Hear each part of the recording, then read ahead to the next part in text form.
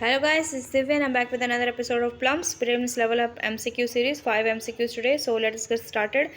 So this is Vaishya's team, and I'm taking geography. Environment today.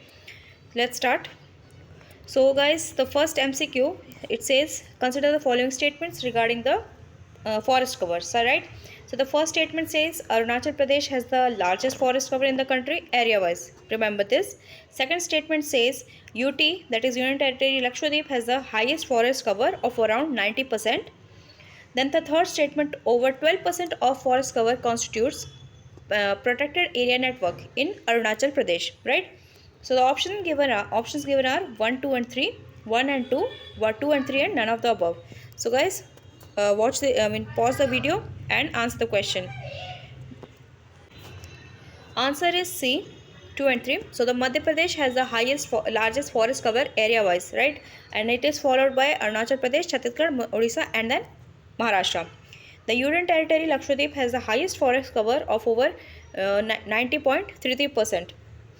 Then the Mizoram has the highest forest cover of 85.41, which is among the states. Lakshadweep is among the UTs, remember this. Then over 12% of forest cover constitutes protected area network in Arunachal Pradesh. Now, the second question, the carbon dioxide, the increase in the carbon dioxide in the air, it contributes to the global warming. We know that. But how? Which phenomena is responsible for that? Your options are B, absorbing water vapor of the air, by absorbing all the solar radiation, C, by absorbing the ultraviolet part of the solar radiation, or by absorbing the infrared part of the solar radiation. Right? Now let us see the answer. Answer is D. The carbon dioxide soaks up the infrared part of the solar radiation. It vibrates, re-emits the infrared energy back in all directions. About half of the energy goes out into the space, and half of it returns to the earth as heat, and this contributes to the greenhouse effect.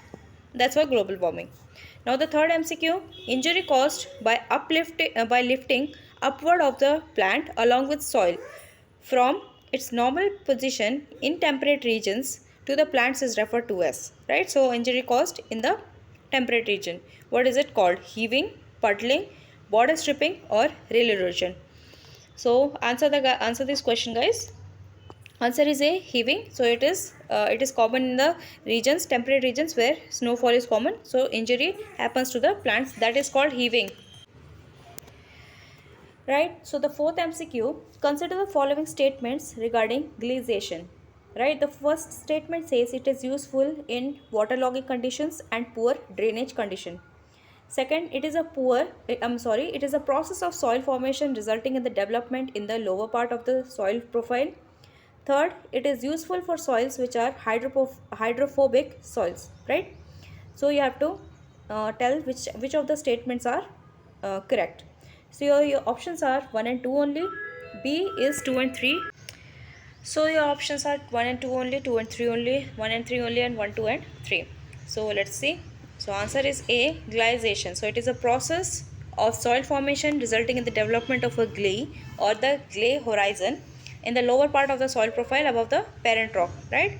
And this happens where the drainage condition is very poor, right? And where waterlogging prevails, where there are waterlogging conditions, and it is for the soils which are hydrorphic. Do not confuse it hydrophobic or something else, right? It is hydrorphic, and which I have written here is hydrophobic.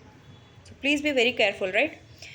Right, now let us move on. It is the fifth MCQ, final MCQ. So hoisting parasols, placing mirrors in space, whitening the stratosphere with sulfate aerosols, whitewashing building roofs to reflect the sunlight are some of the modes of which of the following options, right?